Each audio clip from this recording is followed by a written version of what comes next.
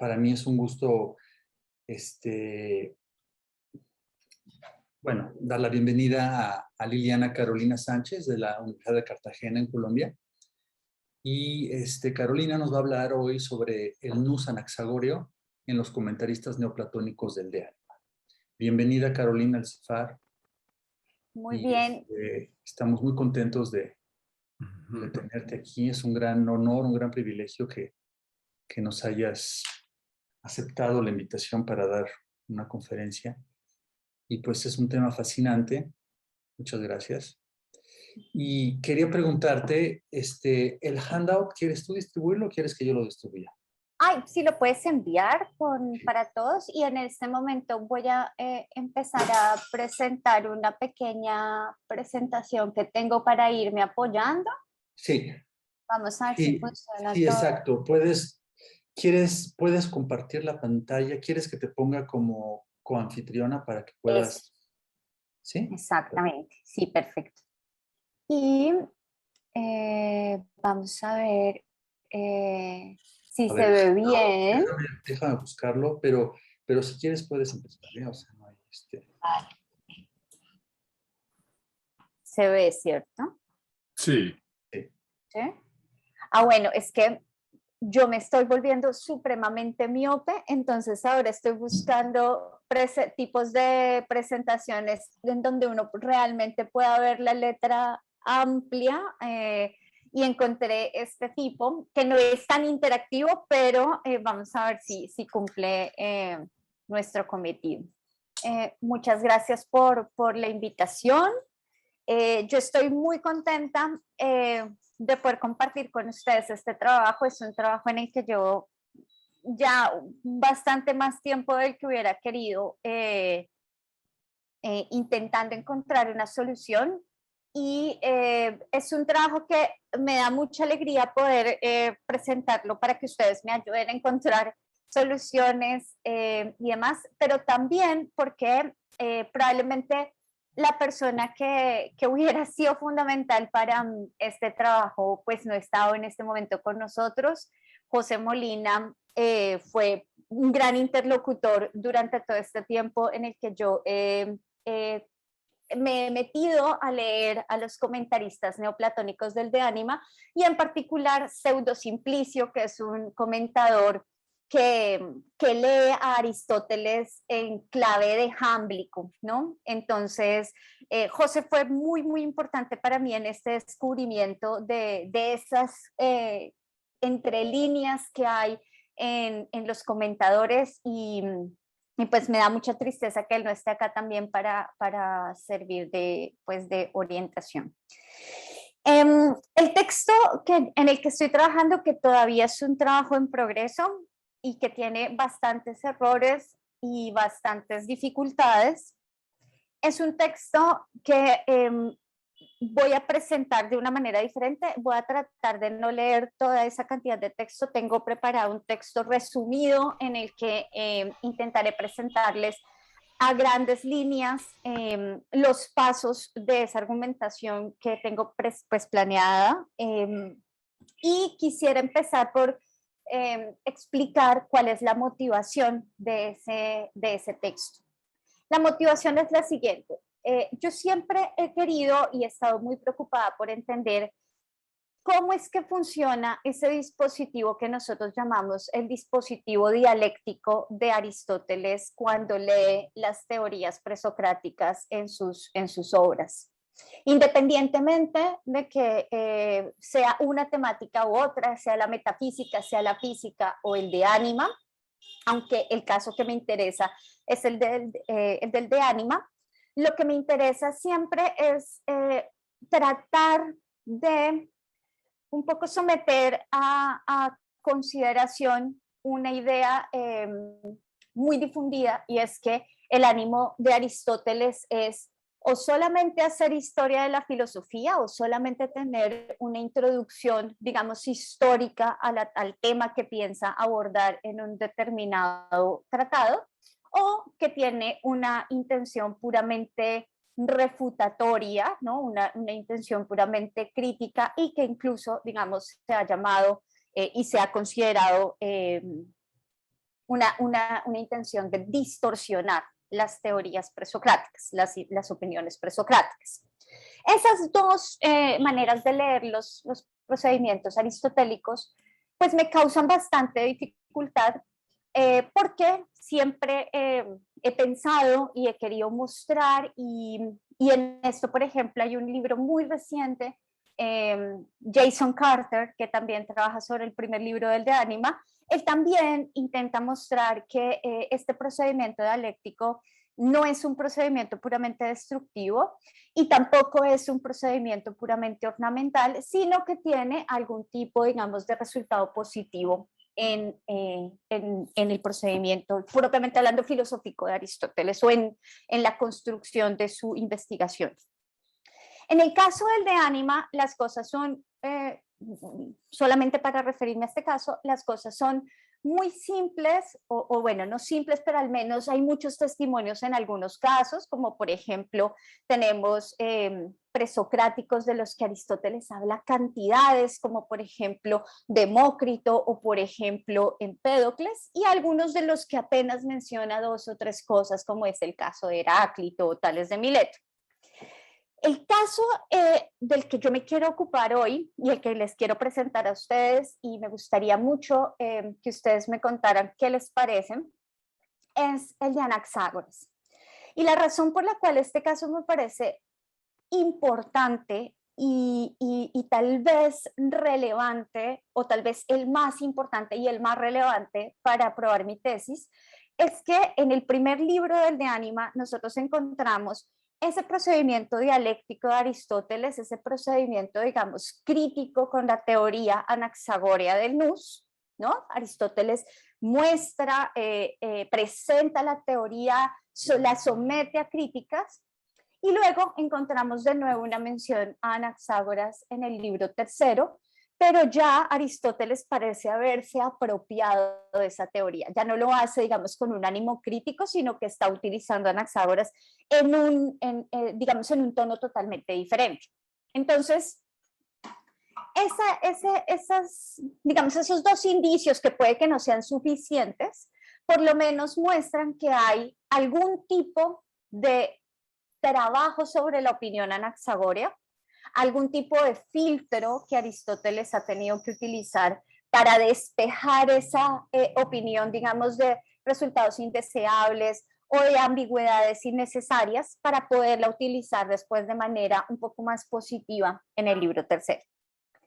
Y este procedimiento, que es el que siempre me ha interesado evaluar, es un procedimiento que yo considero que también se da con el caso de los comentadores.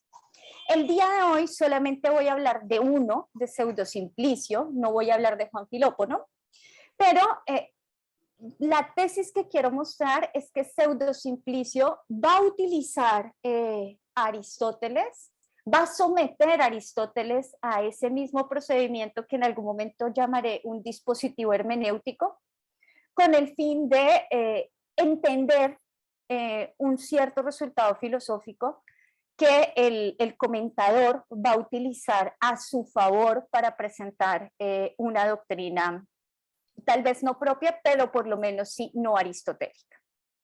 Entonces, mejor dicho, esa es la tesis que quiero poner a prueba, y es si ese dispositivo dialéctico de apropiación es el mismo que está utilizando el comentador, y si tenemos elementos suficientes para ver esos paralelos y para encontrar, digamos, esas ventajas hermenéuticas.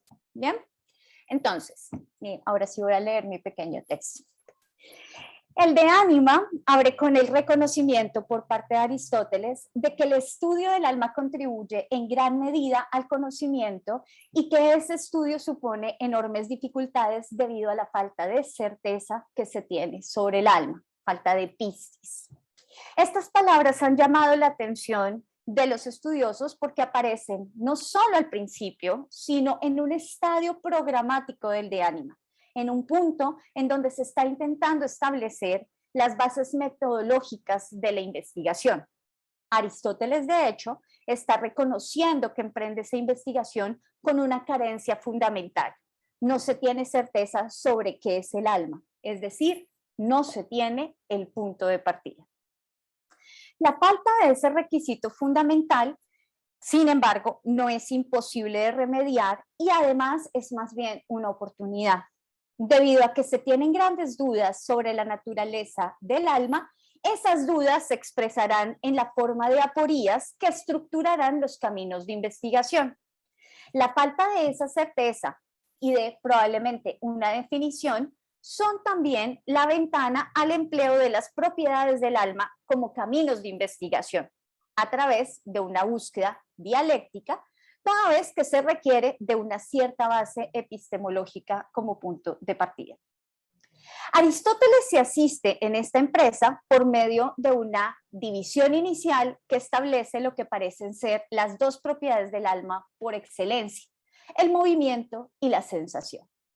En efecto, normalmente se tiende a distinguir lo que está vivo de lo que no lo está por su capacidad de moverse, ¿no? Uno toca al animalito para ver si se mueve. Y tal vez, consecuentemente, por su capacidad para establecer un contacto con el entorno y responder a estímulos externos de esa criatura.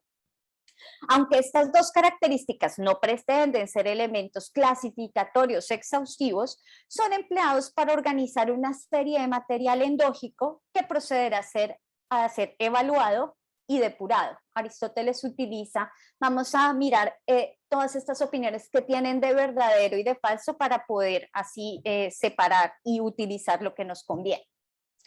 En la presente oportunidad les propongo que nos concentremos solo en el caso de Anaxágoras, quien tiene un lugar privilegiado en el de Ana. En efecto, Anaxágoras es el detentor de una teoría que pone al intelecto, a nous, en el papel de principio explicativo, tanto del movimiento como de la sensación. ¡Wow! No voy a ser capaz de moverlo. Ay, sí, qué pena, se me había quedado un poco. Ahora sí.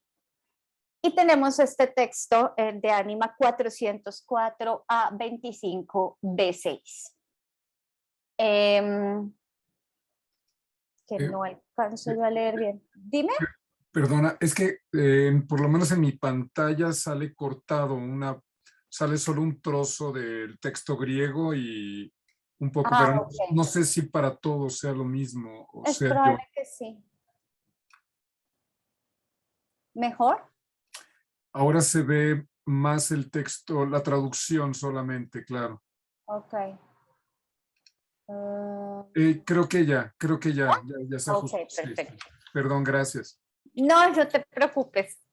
Tal vez se lo puse muy grande.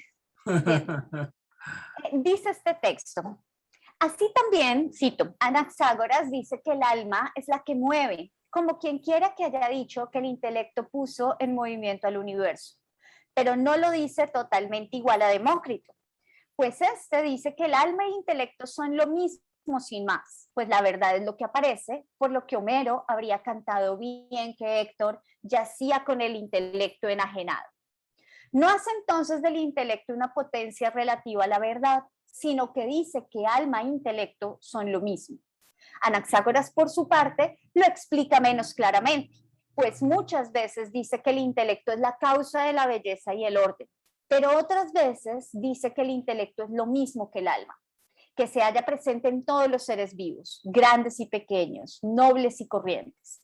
Sin embargo, no parece que el intelecto, tomado como prudencia, pronesis es la palabra ahí, se dé en todos los animales de la misma manera, ni siquiera en todos los hombres.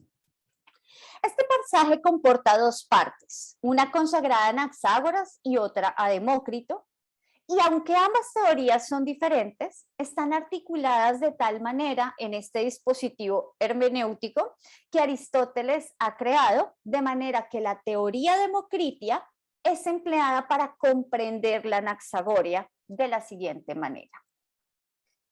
Entonces, qué pena con ustedes, está en inglés, pero más o menos como corre este argumento es que el alma es un principio motor, esa es una premisa que yo estoy reemplazando. El intelecto es un principio motor en el caso de Anaxágoras, entonces alma sería equivalente a nous. En el caso de Demócrito, alma y nous son equivalentes, aunque alma tiene que ver con las apariencias, porque es un principio de sensación. Nous tiene que ver con la verdad, porque es un principio de intelección, pero Demócrito establece una identidad entre verdad y apariencia. Luego, alma también es equivalente a nous en esa argumentación. Y volviendo a Anaxágoras, entonces, si el alma es equivalente a nous, entonces nous es tanto principio motor como principio intelectivo. Está en todos los animales, pero además de todo, todos los animales tienen un principio sensitivo, y ya sabemos que el alma es un principio sensitivo, luego el alma es equivalente a nous, ¿no? Entonces, acá ambas teorías, digamos, que sirven para complementar los espacios de la otra, aunque la teoría democritia aporta mucho más. Al parecer, Aristóteles tiene que construir este dispositivo hermenéutico en donde se sirve la teoría democritia para analizar la propuesta anaxagórea, porque Anaxágoras no dice algo con claridad. A Anaxágoras le hace falta algo. Esta falta de claridad puede entenderse o bien porque los términos proporcionados en el razonamiento son ambiguos, o bien porque hay elementos faltantes. Al parecer, en el caso de Anaxágoras, ambas dificultades están presentes. Aunque la más seria sería que Anaxágoras utiliza o aplica el término nous indistintamente para explicar fenómenos diferentes. Por ejemplo, resulta evidente que si nous le pertenece a todos los animales, no se trata siempre de una capacidad intelectual, ¿no? De ahí que la comparación con Demócrito no debe entenderse como algunas personas han llamado un mecanismo de distorsión, ni tampoco un intento por uniformizar ambas teorías, sino más bien por un esfuerzo por parte de Aristóteles de exhumar elementos que no están presentes explícitamente, ¿no? Esto también explica por qué Aristóteles insiste en que detrás de esta teoría hay una distinción que no es diáfana y que debe mostrarse de alguna manera. Por ejemplo, miremos este texto, y cito: Anaxágoras, a su vez, parece afirmar que el alma e intelecto son distintos, como ya dijimos antes, si bien recurre a ambos como si se tratara de una única naturaleza, a pesar de que sin lugar a dudas proponga el intelecto como principio de todas las cosas.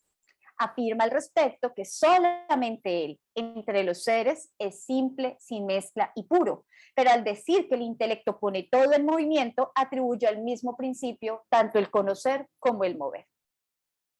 Este texto añade un elemento adicional que resulta fundamental. Al principio del capítulo 2 del primer libro del De Anima, hay una lista de opiniones encabezada por una observación de la parte de Aristóteles de que todas estas opiniones exhiben un punto en común. Todas establecen una identidad entre el principio del movimiento y el primer principio. Esta lista está en 405-4. Esta lista, a la que me gusta referirme como el catálogo de los kinetistas, busca presentar todas estas opiniones que guardan este punto en común, aunque no lo hagan en los mismos términos. Por este motivo, podemos leer el texto como constante de dos partes, una dedicada a la ambigüedad del término nous y la otra a la necesidad de entender las características del nous como principio aplicadas a la investigación del alma. Acá tenemos una pequeña reconstrucción de ese otro procedimiento, ¿no? Sobre el que no me voy a detener ahora mismo. Este texto que acabamos de leer nos muestra dos elementos en los que Aristóteles se interesa y que va a recuperar del testimonio anaxagorio para incorporar a su investigación. Lo primero es que nous y alma tienen que ser diferentes. Lo segundo es que Anaxágoras los trata como una misma naturaleza. Esas dos cosas parecen inconsistentes y hay que explicar en qué consiste esa inconsistencia.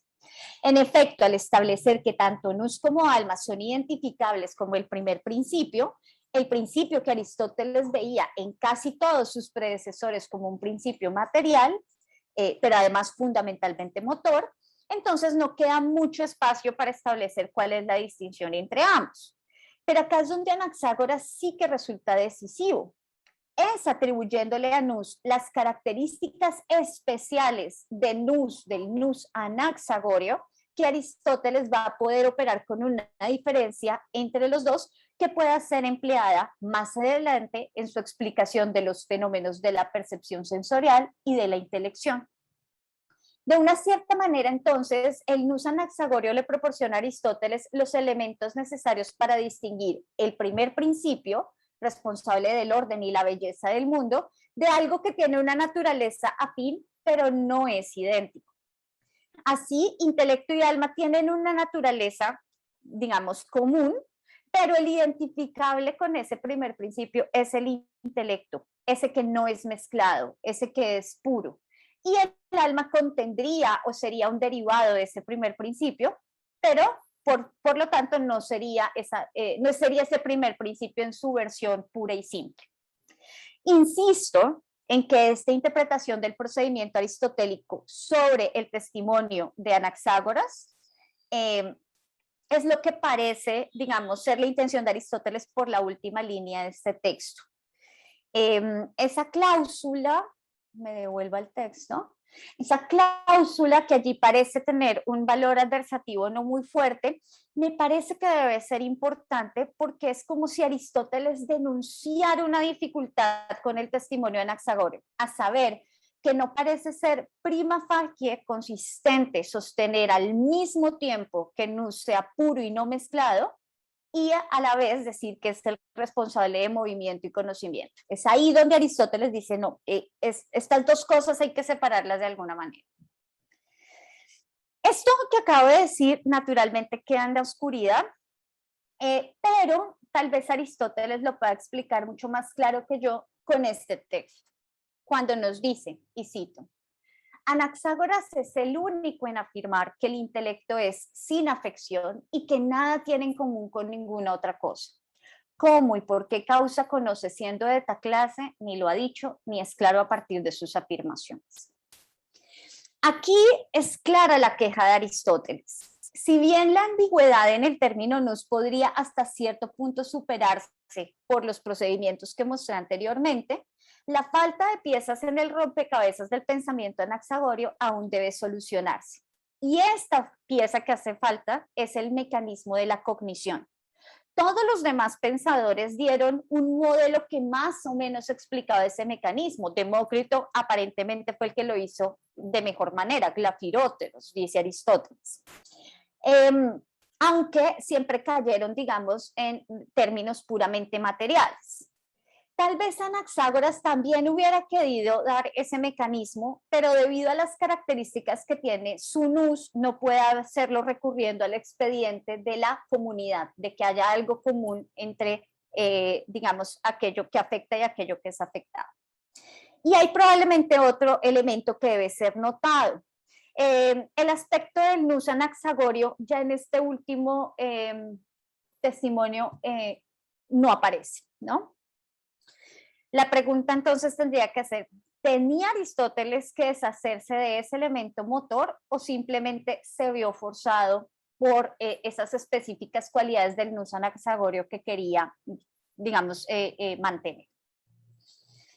Tal vez la respuesta a eso se encuentre allende a los pasajes dialécticos. Y si esto es así, tendría que poderse evaluar ese vínculo entre el procedimiento del libro primero y la parte en la que Aristóteles realmente va a presentar su propia teoría y nos va a mostrar qué se puede apropiar del testimonio de Anaxagoras y qué no.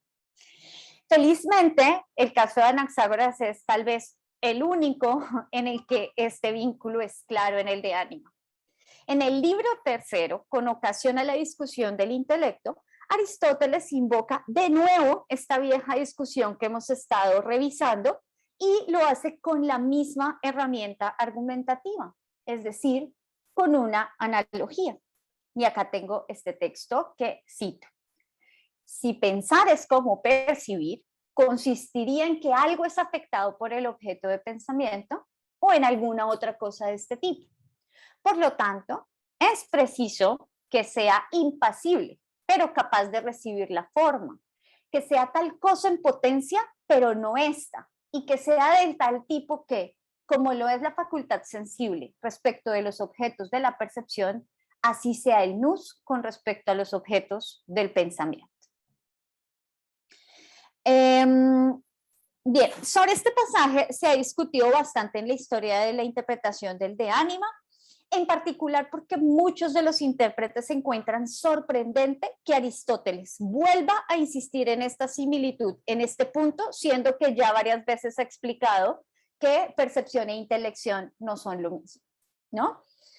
No me voy a detener en esa discusión que es fascinante, hay grandes nombres involucrados en la discusión de este pasaje que son maravillosas todas sus teorías, pero lo que sí me interesa a mí mostrar en este momento es que si bien es posible que pueda causar una cierta molestia que Aristóteles insista en esa posible similitud o por lo menos en utilizar esa analogía, esto también puede mostrar que el carácter dialéctico del de ánima va más allá de simplemente la discusión de opiniones vetustas del libro primero.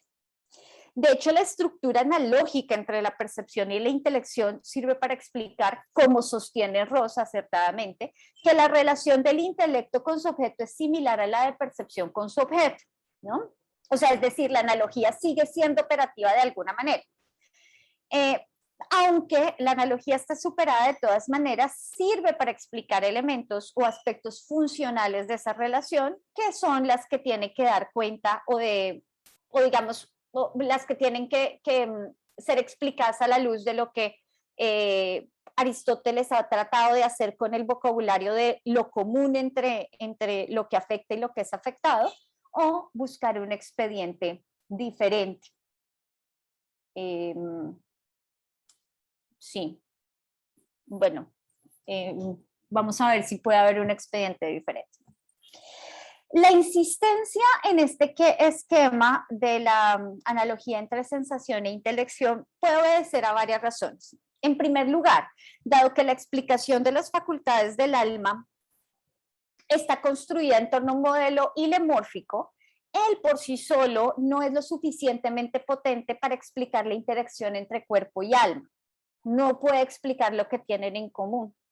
Por eso es que el modelo debe ir acompañado de una teoría del acto y la potencia y de un vocabulario de la afectación y el ser afectado.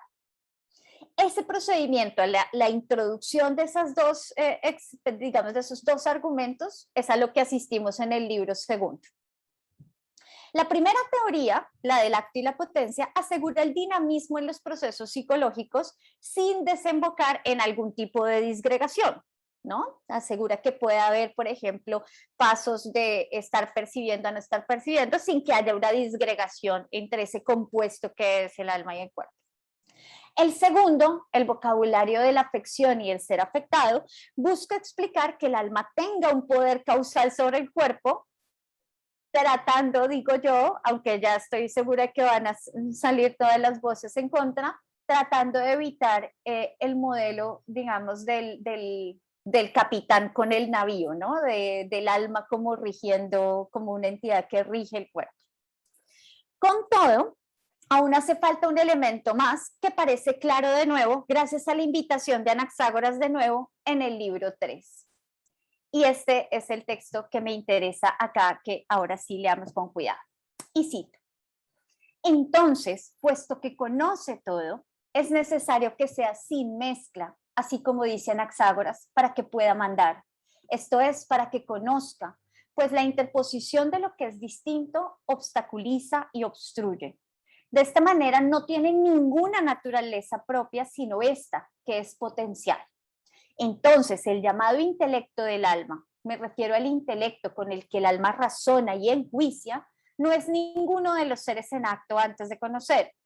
Por eso, no tendría sentido que estuviera mezclado con el cuerpo. En efecto, tendría una cualidad, o frío o caliente, y tendría un órgano como la facultad sensitiva, pero no lo tiene. De este texto podemos notar que el tono crítico con el que Aristóteles se refería a Anaxágoras en el libro primero en cierta forma se ha diluido.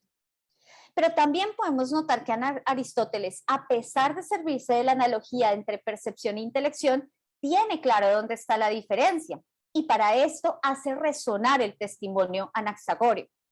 En efecto, el objeto sensible puede desencadenar la actividad de la facultad perceptiva porque puede afectar o actuar sobre un sustrato adecuado, el órgano.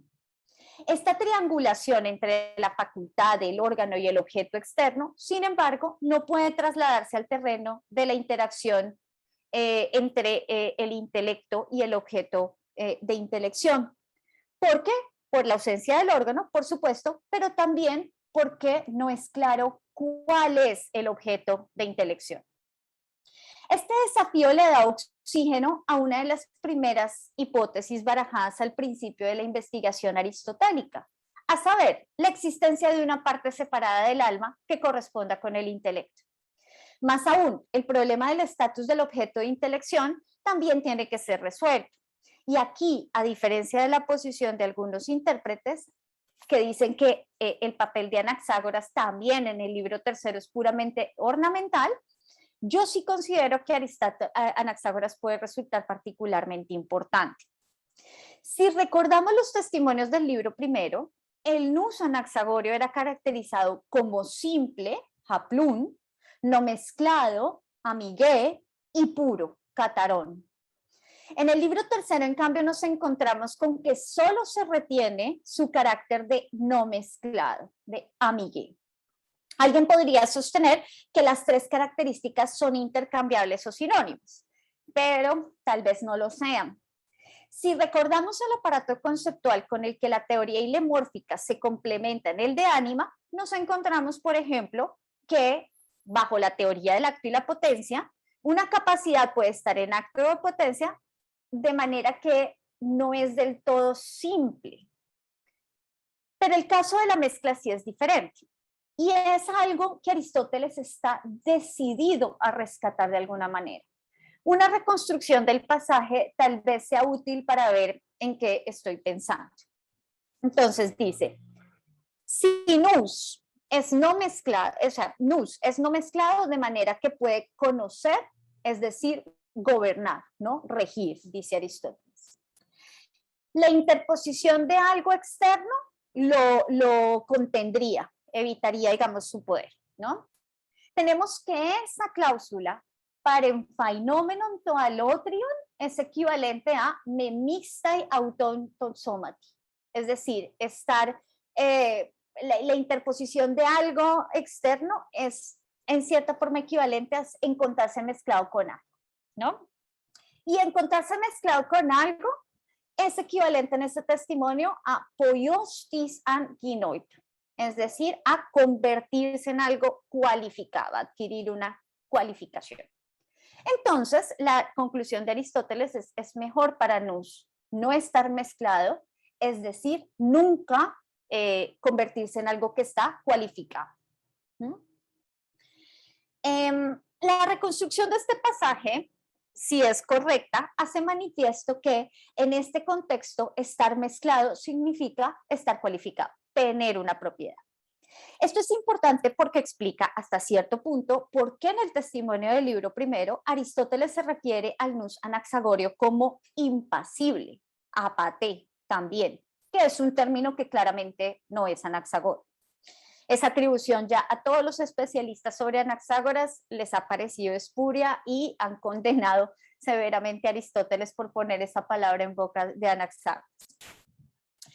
El término, en efecto, parece ocurrir como una traducción, aparte, como una traducción aristotélica de algo que se encuentra en el testimonio anaxagorio, y no sería extraño a la luz de la evidencia que ya he presentado que el término que se haya traducido por impasible sea efectivamente no mezclado. Para reforzar este punto, solo quiero llamar la atención sobre el hecho de que Aristóteles, de hecho, a veces utiliza el término patos para referirse a la cualificación que algo puede sufrir. De manera que, ¿me escuchan todos? Porque me dice que mi internet está inestable, ¿sí? Sí, todavía me escuchan bien. De manera que tal vez esto no sea más sino una muestra de cómo el dispositivo hermenéutico de Aristóteles también opera para asegurar el rango en el que el concepto de mezcla pueda emplearse en un contexto psicológico. Aristóteles de todas maneras tiene que pulir más el alcance del término y lo hace de hecho, pues vemos que cuando se nos explica la sensación como un caso del cuerpo o del órgano como siendo cualificado, cuando nos lo explica como una recepción de la forma sin la materia, recuerden por ejemplo ese ejemplo del ojo resultando coloreado al percibir un determinado color de un determinado objeto. Él lo hace utilizando esta, digamos, idea de mezcla en un término suficientemente lato como para que se trate de una mezcla especial. Y es justamente este tipo de mezcla la que no recibe el nous. Entonces sigue siendo problemático entonces establecer cómo hace nous para entrar en contacto con su propio objeto, ¿no? Y acá tenemos este texto 11, donde Aristóteles mismo dice, alguien podría plantear la siguiente dificultad. Si nous es simple e impasible y no tiene nada en común con nada, como dice Anaxágoras, ¿cómo conocerá si conocer es ser afectado en cierta forma? Pues en la medida en que algo común pertenece a dos cosas, parece que una actúa y la otra es afectada.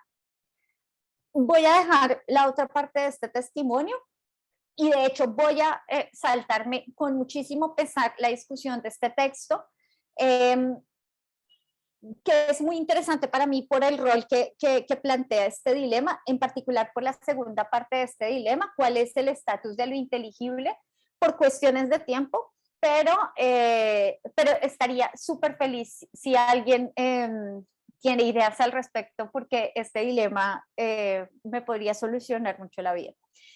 Y ya van a ver por qué.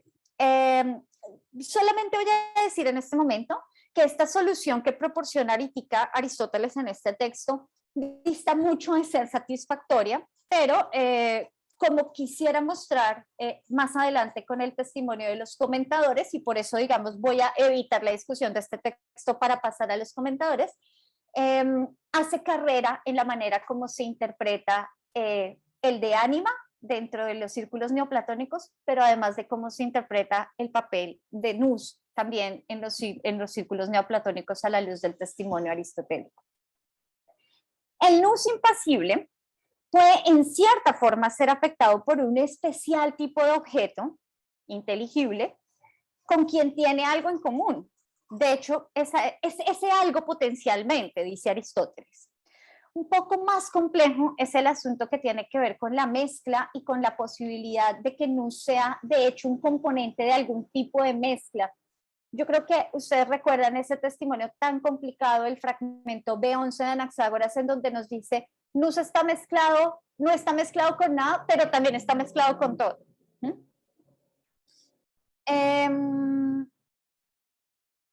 Sin embargo, lo que es importante de este testimonio es que Aristóteles se aferra acá a que la característica que hay que rescatar del testimonio anaxagórico es que nous sea no mezclado.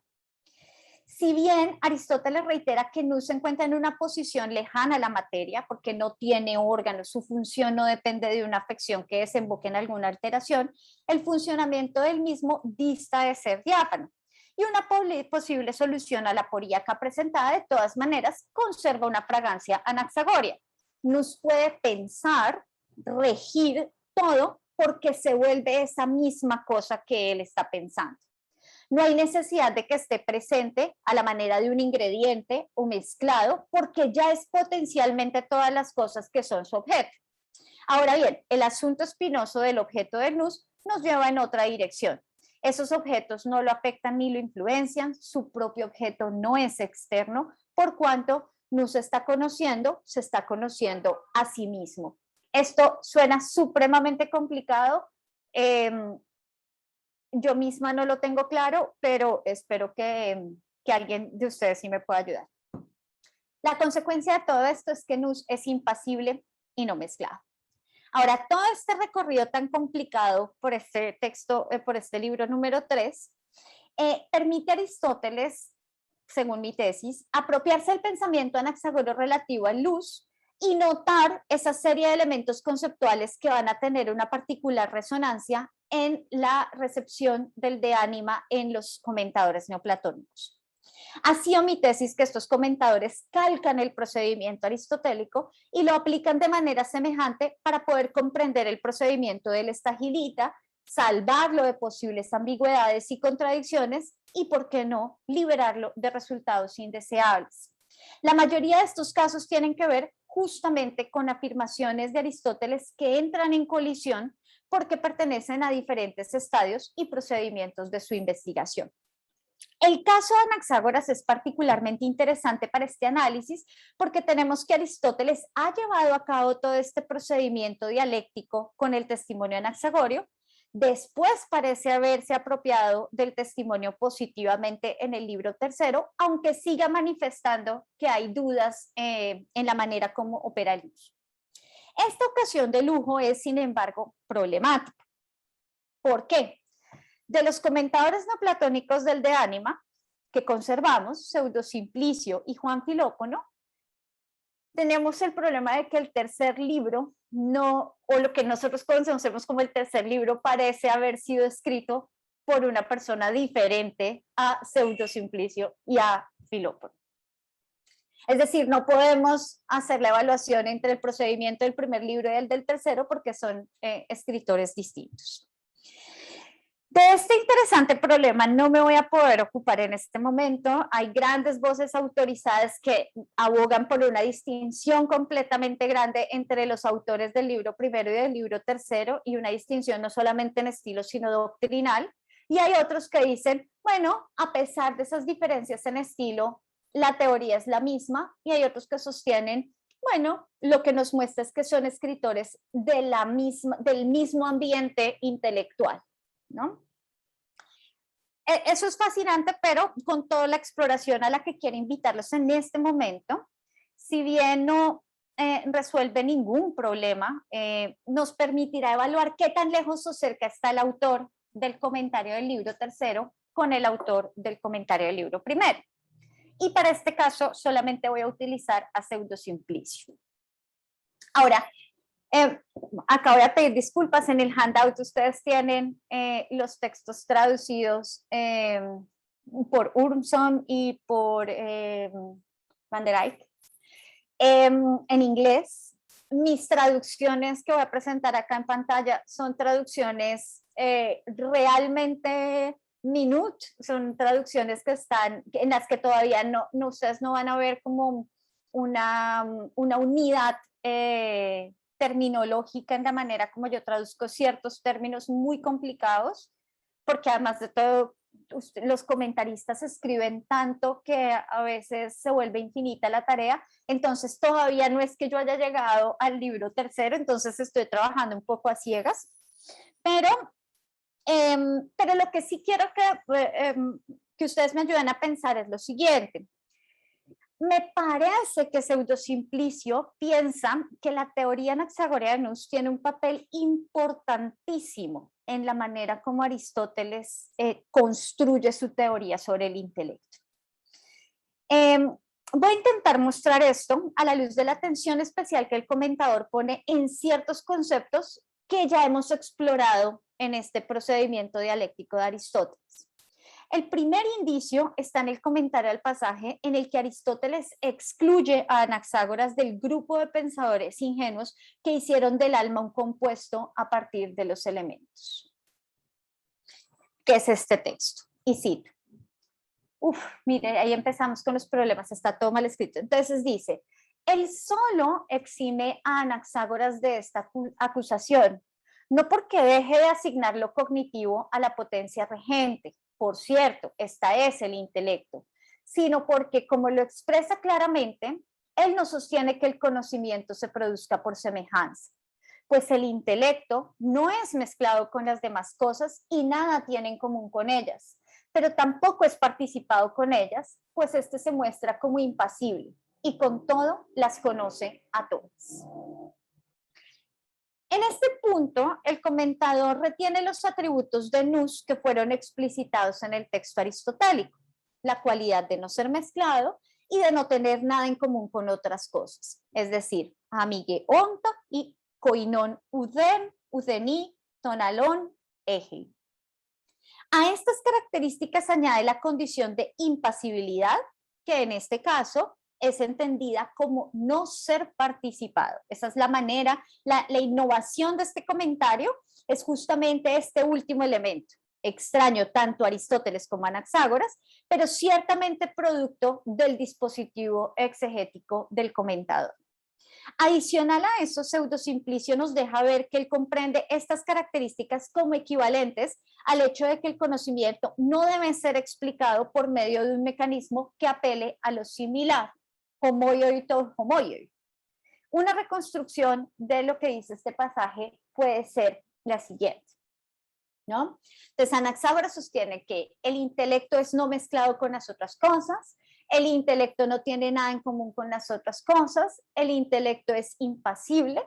Esto significa que el intelecto no es participado por las otras cosas y como el intelecto de Anaxágoras tiene estas características, su conocimiento ocurre de una manera diferente al mecanismo de la semejanza. La presencia del vocabulario de la participación muestra que el comentador, al efectuar una traducción terminológica, se encuentra como Aristóteles mismo, haciendo una especie de limpieza en el texto. Vimos antes que para Aristóteles la impasibilidad en este contexto es la inmunidad a la cualificación. El comentador, probablemente haciendo uso de una teoría más clara a sus ojos, entiende esa impasibilidad en tanto imposibilidad de cualificación como una ausencia de participación. Con todo, a pesar de la resonancia platónica, debemos preguntar al comentador mismo en qué sentido tenemos que entender esa participación. Y acá tenemos este texto que se ve chiquitico, cito. A partir de esto, parece que acepta que el primer principio es principalmente no mezclado con lo que surge de él y es impasible. Al denunciarlo, al Aristóteles denunciar a Anaxágoras por no decir la causa del conocimiento y por solo decir que el principio es simplemente no mezclado, parece no estar aceptando la semejanza correspondiente del principio con lo que surge de él, pero sin aceptar tampoco acepta su absoluta extrañeza. Pues es preciso que lo que conoce esté en contacto con la forma de lo conocido. Pero esto no ocurriría con lo que no tiene comunidad alguna con ello. Por consiguiente, tuvo que dejar con respecto al principio, no la clasificación de lo que deriva de él, la disgregación de lo que deriva de él, sino la aprehensión de ellos por medio de una idea superior y por ella misma causativa, idea que no es de la misma clase, sino por medio de una semejanza inferior consigo mismo, tanto los producirá como los conocerá. Si bien en este texto que acabo de leer no tenemos estrictamente hablando el vocabulario de la participación, sí tenemos su explicación. El comentador nos explica al decirnos que Aristóteles se encuentra en una especie de encrucijada. Por un lado, parece que quiere aceptar con Anaxágoras una absoluta separación entre el principio y su derivado. Y por el otro, se siente impelido a aceptar una cierta comunidad entre el principio y su derivado, una cierta similitud, una cierta semejanza. Esta segunda posición es interesante que se presente como la alternativa a la vía anaxagoria, porque justamente vimos que es la opuesta a la característica de nous, a la característica de no mezclado. Sin embargo, el comentador enfatiza en ella porque entiende esa semejanza como un estar en contacto, un estén ahí, que es explicado como el poder causal ejercido por aquello que es superior sobre aquello que es inferior. En resumen, acá se puede ver cómo el comentador aplicó el dispositivo hermenéutico al mismo procedimiento aristotélico sobre Anaxágoras y produce a partir de él dos intereses que el comentador le adjudica a Aristóteles mismo. El argumento de la separabilidad, de la posible separabilidad de una parte del alma, y el argumento de la comunidad, que sería otra parte del alma que sí estaría en comunidad con el cuerpo. El comentador sostiene que Aristóteles no rechaza ninguno de ellos. Aristóteles acepta a ambos. Desafortunadamente, solo podríamos ver la aplicación de ello en el libro tercero, de nuevo, con la salvedad, si supiéramos que es el mismo autor, pero igualmente los invito a que miremos cómo están presentadas allí. Y ya con esto voy a empezar mi conclusión, si tengo 5 minutos más. Bien. Al comentar la primera línea del De Anima 3.4, el autor de ese comentario al libro tercero hace una declaración importante. Es hora de establecer cuál es el objetivo real del De Anima. Dice, ya tenemos que decir cuál es realmente el objetivo de Aristóteles con el De Anima. Y dice, cito, ¿qué es y de qué clase es el intelecto separado del alma, que es sustancia primera, indivisible, la mejor vida y actividad suprema, y que el intelecto mismo es objeto inteligible e intelección, eternidad, perfección, permanencia, límite y causa de todas las cosas? Lo hemos investigado más oportuna y perfectamente en los escritos sobre el libro Lambda de la metafísica, siguiendo las teorías de Jámblico sobre este, según el objetivo de Aristóteles. Ahora más bien se ha de hablar sobre qué clase de intelecto es el participado por nuestra alma, ¿no? El núcleo del esfuerzo interpretativo del comentador yace en las distinciones que él encuentra que produce Aristóteles durante su procedimiento. A partir de este texto, aprendemos que el autor del comentario considera que el tipo de intelecto que a Aristóteles le interesa en el De Anima, del cual es objeto el De Anima, es el que se ve involucrado en algún tipo de participación con el fin de conocer las cosas. Vimos que en el libro primero, esa característica de participado es una traducción del comentador con la ayuda de un vocabulario platonizante de lo que significaría un tipo de mezcla que el intelecto tendría que sufrir para poder conocer las cosas. En últimas, según el comentador, la explicación que da Aristóteles para el mecanismo por el cual el nous conoce es efectivamente el de resultar cualificado, el nous del De Anima. Ahora bien, lo que es claro es que este no es el nous anaxagóreo. Nous que, con todo, sí tiene un papel para Aristóteles, pero un papel en otro lugar, en el libro de la metafísica. Ese es el intelecto que va a ser Dios y demás. Me voy a saltar este texto, pero ustedes lo tienen ahí, además no está traducido, para redondear esto. Durante esta presentación me propuse mostrar a grandes rasgos la comparación entre dos tipos de procedimientos a los que he llamado dispositivos hermenéuticos. El primero, la revisión dialéctica efectuada por Aristóteles en el De Anima sobre la opinión de Anaxágoras. El segundo, lo que considero que es el mismo tipo de procedimiento realizado por Pseudo Simplicio, pero esta vez sobre el trabajo que hizo Aristóteles sobre la opinión anaxagórica. La aplicación de este dispositivo hermenéutico resulta fructífero para Aristóteles, quien refina la concepción de nous y la ajusta para trabajar en su modelo indemórfico. Y para el comentador también resulta fructífero porque puede reconocer diferentes resultados conceptuales en el proceso aristotélico que terminan apropiados de una manera particular en la exégesis del comentador. Terminan apropiados como una escala diferente de intelectos. Pero ese será un tema del que me ocuparé en algún otro momento, porque ahí son muchísimos intelectos y tenemos que tener un poquito más de paciencia y no puedo abusar de la de ustedes. Muchísimas gracias.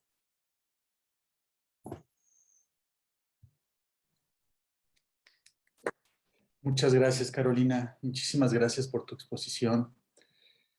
Creo que, pues sí, es muy complejo el tema, ¿verdad? Y seguramente va a haber algunas preguntas. No sé si alguien quiere empezar.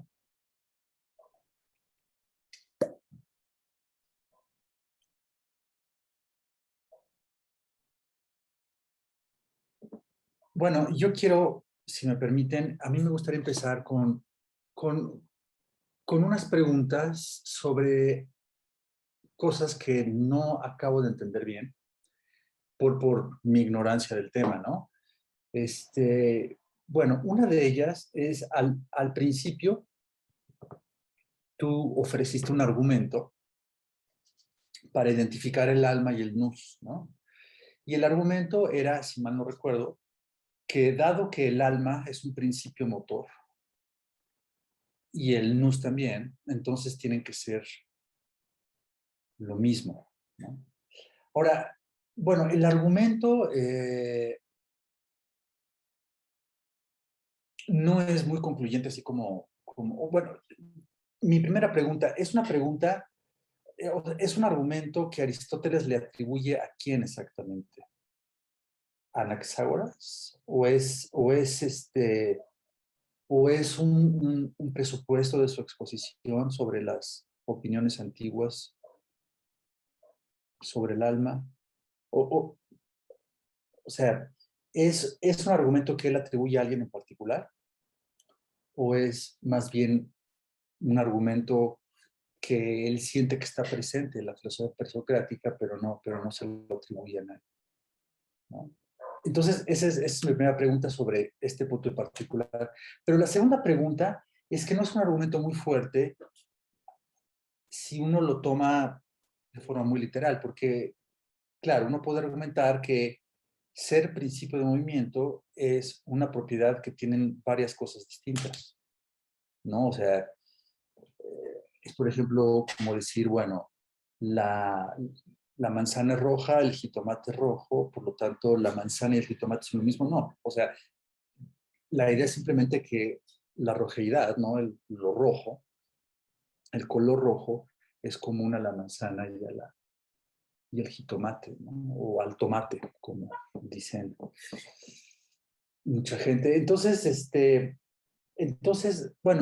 ese argumento como que no funciona así literalmente, pero luego hay otro problema en el argumento, que es que para Aristóteles al menos, pero pienso que lo mismo se podría decir de Platón, es que el alma no necesariamente es un principio de movimiento, porque hay seres vivos que tienen alma, pero que no tienen movimiento, ¿sí? Entonces, digamos, el alma solo es principio de movimiento en los animales, ¿no? El alma animal.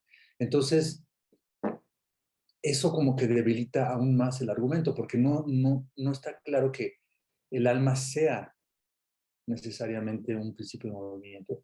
Entonces, ¿cómo presenta Aristóteles este argumento para que no suene tan débil, ¿no? Entonces, esta es una pregunta. ¿Quieres que haga otra pregunta? O si quieres,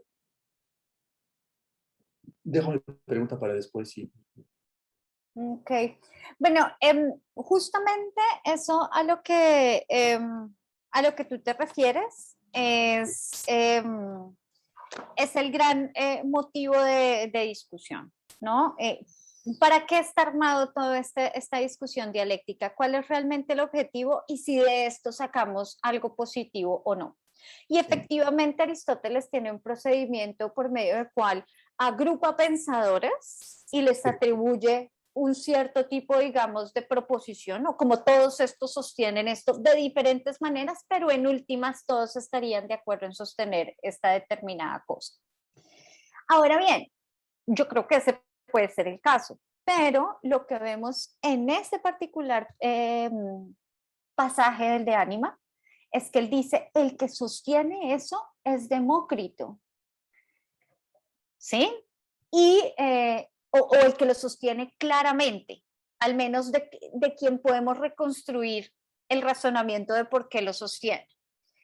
Y parece que él dice, Anaxágoras dice algo semejante, entonces miremos a ver si lo que sabemos de Demócrito nos ayuda a entender lo que no tenemos en Anaxágoras. Ese es algo que, o sea, yo sé que lo tengo que defender con más pruebas, digamos que tengo otras, por ejemplo, Aristóteles utiliza otras opiniones para explicar unas que no son muy claras en el mismo de Ánima. Curiosamente es casi siempre Demócrito el que funciona como una opinión más endógica que otra y que le sirve para analizar otra, pero lo que creo es que eso sí es parte del dispositivo hermenéutico. Entonces dice, tengo una gran cantidad de doctrinas, tengo, digamos, la intuición de que todas estas doctrinas apuntan a esto, pero no todas ellas las tengo en tan buenas condiciones, tan claras y tan suficientemente, entonces vamos a analizar eso. Por el mismo principio que le sirve a él para agrupar varias teorías bajo una determinada, digamos, un determinado resultado, bajo ese mismo principio, él puede utilizar una teoría para explicar otra. ¿Mm? Entonces, ese es el punto. Mi respuesta a tu primera pregunta, Ricardo, es que a quién está dirigido, y tú me diste dos opciones, a alguien en particular o a todos, y pues yo respondería ambas cosas, ¿no? Es posible que sea a todos, pero acá en este argumento en particular está diciendo, es Demócrito, y Anaxágoras parece haber dicho algo semejante a eso. Entonces, analicemos a ver cómo funciona. Ahora, con respecto a lo del movimiento, el asunto es un poco más complicado, y es un poco más complicado, digamos, en particular en el caso de Anaxágoras, porque efectivamente con muchos de los pensadores de sus predecesores, Aristóteles podría estar hablando solamente de movimiento local, pero en el caso de Anaxágoras, el movimiento del cual Anaxágoras hace responsable a Nus, es ese tipo de movimiento que hace que todas las cosas sean bellas. Es ese tipo de movimiento que hace que todo se organice. Es decir, Aristóteles sí está viendo ahí que ese movimiento que él a veces llama conocer, noein, pero que también llama regir, ¿no? Gobernar, argein, es tal vez una cosa a la que Anaxágoras se refiere de una manera muy poco precisa, pero que es un concepto que a Aristóteles le interesa poderosamente. Entonces, claro, hay animales que no se mueven, están vivos y no se mueven, pero crecen, ¿no? Y Aristóteles nos da en el capítulo 3 del De Anima todas esas 4 tipos de movimiento, al menos para decirnos, no, es que acá con lo que se refirieron a movimiento, mis predecesores hablaron de todas estas cosas indistintamente. Pero en el caso de Anaxágoras también tenemos que movimiento es esta causa final. Ahora, ahí es tal vez, y pues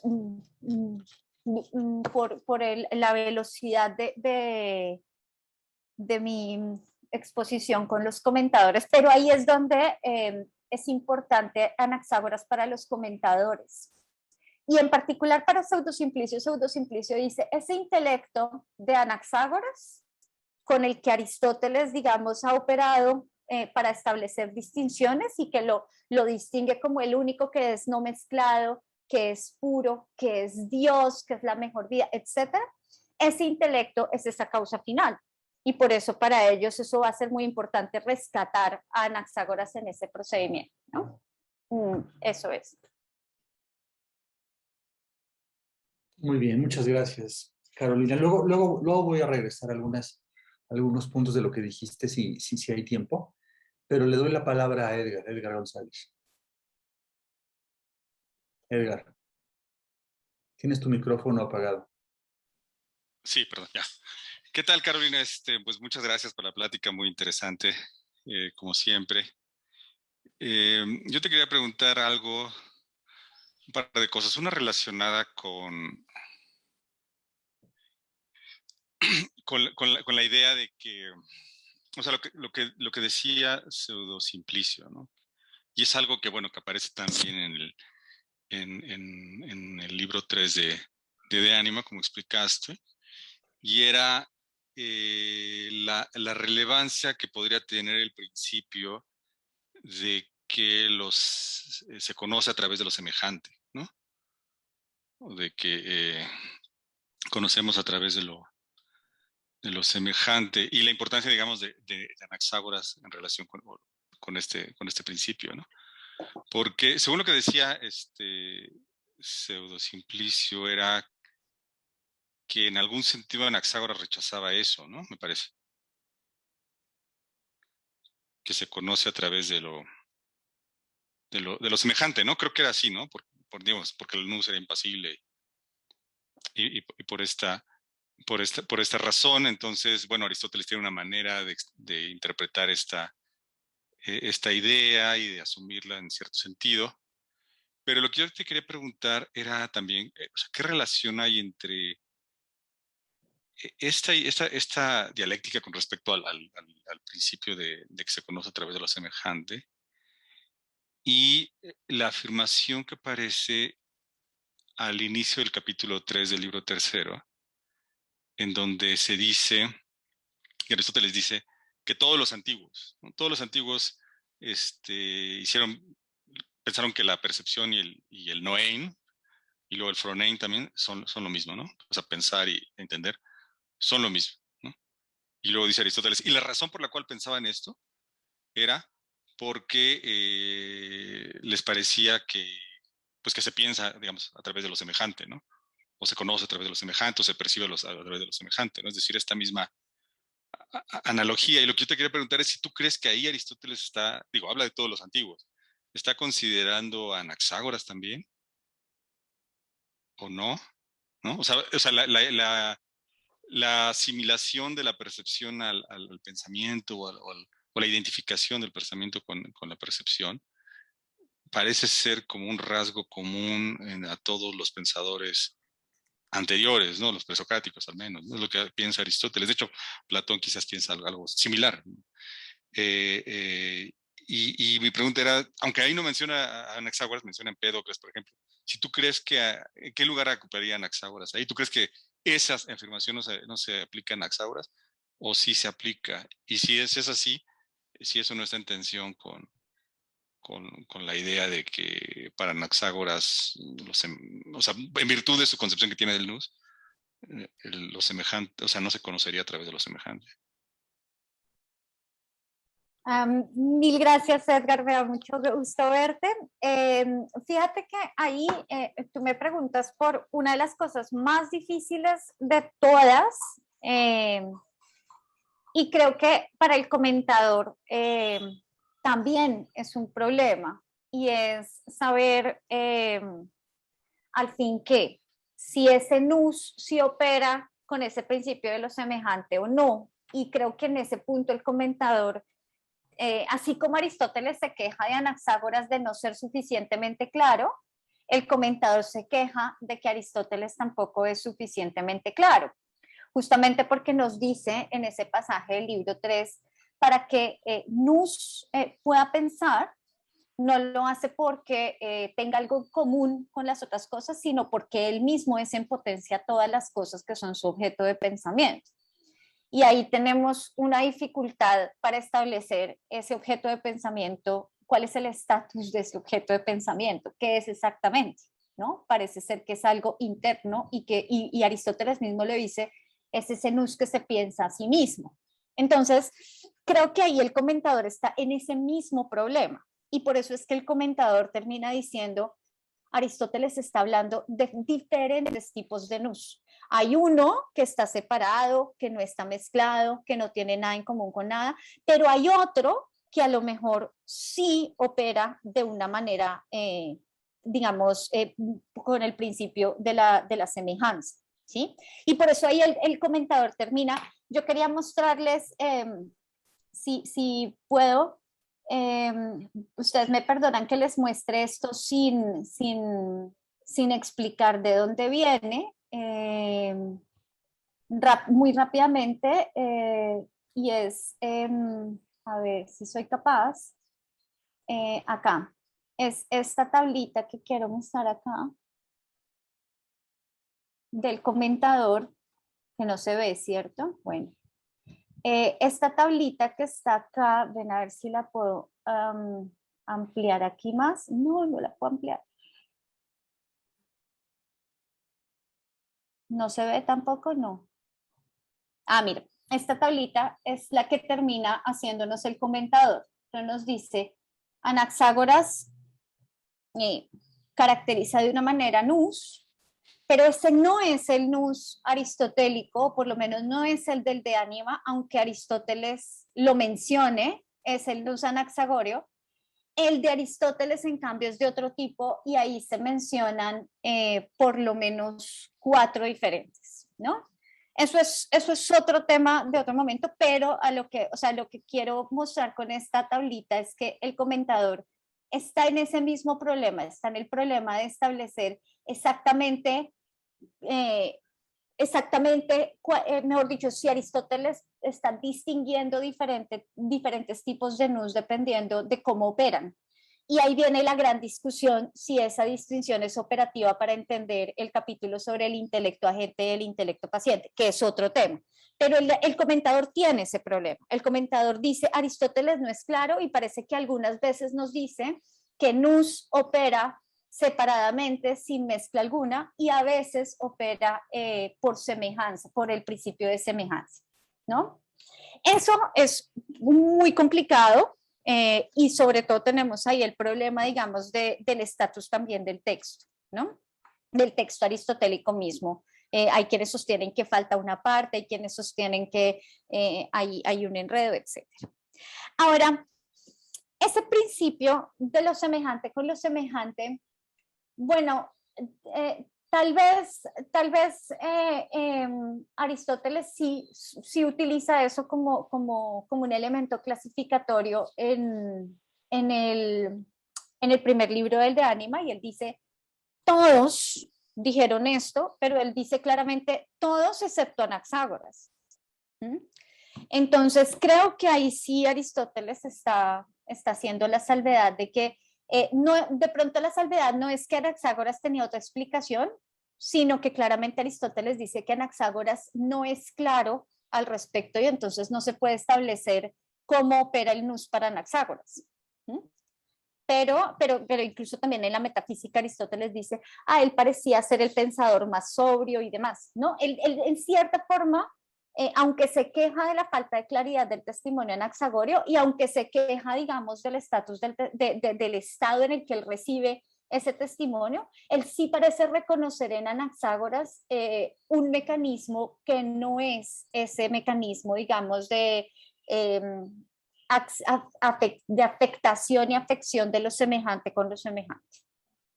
Eso es lo que yo tendría para decir al respecto. Ok, muy bien, Carolina, muchas gracias. Es muy útil lo que dices. Y te quería preguntar también ahora con relación a la comparación que haces entre el uso que hace Aristóteles del método dialéctico, o sea, de la consideración de opiniones de filósofos importantes anteriores, y la que hacen y el uso o el método, como decías tú, el dispositivo hermenéutico similar que utilizaban los comentadores, ¿no? De Aristóteles, por ejemplo, ¿no? ¿Por qué? Porque, bueno, o sea, no dices que lo que hacen los comentadores es usar también un método dialéctico, ¿no? ¿O sí? Sí, no lo digo No. aquí, pero sí lo he sostenido Sí varias lo quieres veces sostener. sí, Bueno. y sí lo quiero sostener. Ok. Bueno, entonces, digamos, el, cómo se va a entender eso va a depender también de cómo entiendas el método dialéctico de Aristóteles, ¿no? Eso es importante porque, o sea, porque en ciertas interpretaciones de este método lo que pasa es que Aristóteles considera las endoxa, ¿no? Las opiniones reputadas de los sabios o de la mayoría, y en realidad lo que él hace pues son distinciones muy finas, muchas cosas, pero no hay, de acuerdo a ciertas interpretaciones, nada más allá que digamos una depuración de todo eso, un análisis, porque la verdad está ahí ya contenida, ¿no? No es que, o sea, es una perspectiva un tanto conservadora de las aportaciones de Aristóteles, pero en cierto sentido Aristóteles considera esos porque tienen un valor, porque ahí está ya la verdad. Digamos, él considera las opiniones de los anteriores filósofos sobre las causas, porque ahí ya están las cuatro causas. Y él solo las va a distinguir, aclarar, pero él no va a aportar una causa distinta a los que ya sus predecesores eh, propusieron. Entonces yo te quería preguntar, ¿cuál era tu concepción, digamos, del método dialéctico en Aristóteles? Si era algo como esto o algo distinto. También si crees que eso es lo que están haciendo los comentadores, ¿no? Porque si los comentadores utilizan ese tipo de opiniones como para ver la verdad contenida en ellas y sobre qué, y si eso es así, ¿no? Solo quería que aclararas un poco más esta. este punto? Muchísimas gracias. Esa es una linda pregunta porque, claro, en eso radica buena parte de lo que quiero hacer. No sé si con un poquito de terquedad de pronto, pero sí, a ver, voy a tratar de responder esto como con dos aristas. La primera, y estoy acá siguiendo una intuición de Blumenthal, siempre la he seguido, y es cuál sería la razón por la cual un comentador tendría intención en comentar un procedimiento dialéctico como el del libro primero del de ánimo. Si es apenas, digamos, un recuento histórico, si es solamente, digamos, un ejercicio de refutación. ¿Sí? ¿En qué le aportaría eso al comentador? Felizmente, en el caso de uno de los dos, en el caso de Pseudosimplicio, sí tenemos una directriz de cuál va a ser su método en la introducción. Él sí dice, nosotros acabamos de hacer este ejercicio de leer el de Ánima para mirar dónde están aquellas cosas de las que acusan a Aristóteles de contradecirse, poderlas explicar, y lo explicaremos a la luz de una teoría que es mucho más sólida, que es la de Jámblico. O sea, ellos sí nos están diciendo que se va a hacer un análisis, Pseudosimplicio sí nos está diciendo que se va a hacer un análisis de lo que está en el de Ánima a la luz de una teoría más endógica, más fuerte, una doctrina, digamos, más interesante o con la que se tiene un compromiso, que es la de Jámblico. Entonces, ellos sí nos dicen, y nos dice literalmente, y esto lo hacemos con el fin de descubrir la verdad, ¿sí? Entonces, naturalmente, en el caso de los comentadores neoplatónicos, ellos están haciendo eso, no solamente, digamos, con los presocráticos, de hecho, a veces ellos también incluyen testimonios de los estoicos, de otra gente que estaba, digamos, en su radar intelectual, y ellos también someten esas opiniones a, digamos, a depuración dialéctica o a veces las utilizan para aclarar algunas cosas y demás. Entonces, sí es como lo que tú dices, como un dispositivo, digamos, de limpiar, de colar, de hacer, digamos, una especie de criba entre verdades y falsedades. Pero también es un mecanismo de apropiación. Y tal vez esa es la segunda parte de lo que yo quiero sostener, y es que el comentador no es sencillamente un repetidor, ni es un parafraseador como a veces se le considera. El comentador tiene un método, y ese método, digamos, es el método de apropiación filosófica con el fin de mostrar una teoría diferente. Entonces, en este caso, por ejemplo, que me interesa tanto mostrar de Anaxágoras, el comentador tiene un método sobre el texto del de Ánima y probablemente sobre el testimonio anaxagorio también, aunque su fuente, el comentador no hace lo mismo que, por ejemplo, hace Simplicio el verdadero, que es presentar el texto que él ha buscado y que ha conseguido, ¿no? El fragmento tal cual como pudo haber estado. No, este Pseudosimplicio trabaja sobre el testimonio de Aristóteles. Entonces, realmente es un mecanismo, me parece a mí, de apropiación filosófica, y quiero sostener que es un mecanismo de apropiación filosófica, que ese dispositivo hermenéutico tiene esa intención, que no es una intención, digamos, puramente didáctica de explicar la doctrina aristotélica, sino que lo que está haciendo el comentador, por ejemplo, en este caso, que quise presentar, es utilizar a Aristóteles para introducir una teoría de grados de el intelecto, de diferentes tipos de intelecto, que naturalmente eso responde a sus propios intereses doctrinales, pero lo está haciendo sobre el trabajo mismo de Aristóteles. Entonces, ese es digamos, mi interés con esto, ¿no? Y bueno, tal vez de una manera ingenua y tal vez hablando más con la expectativa, lo que yo quiero mostrar es que aunque el comentador neoplatónico está comprometido doctrinalmente con la tradición platónica, es aristotélico en método.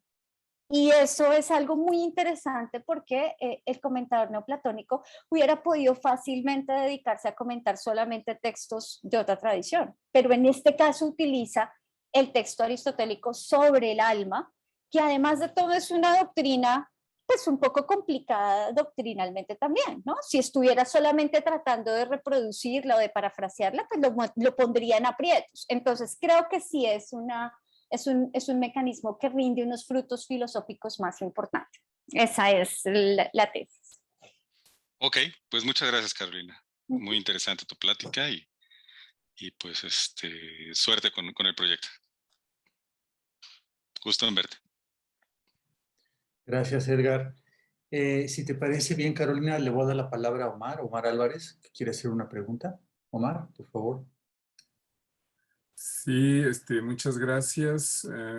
Pues para empezar, me da mucho gusto verte de nuevo, Carolina, aquí en este contexto, a pesar de que no nos hemos podido ver en un par de años en persona, pero es agradable, ¿no? Por lo menos tener este contacto y escuchar una propuesta tan interesante, tan bien complicada, ¿no? Como la que nos estás planteando.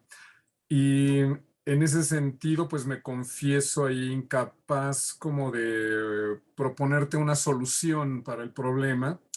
Más bien creo que tengo más problemas que proponerte, pero bueno, voy a empezar primero con una pequeña cuestión que tiene que ver con digamos, la revisión dialéctica que hace Aristóteles y que aparece, ¿no?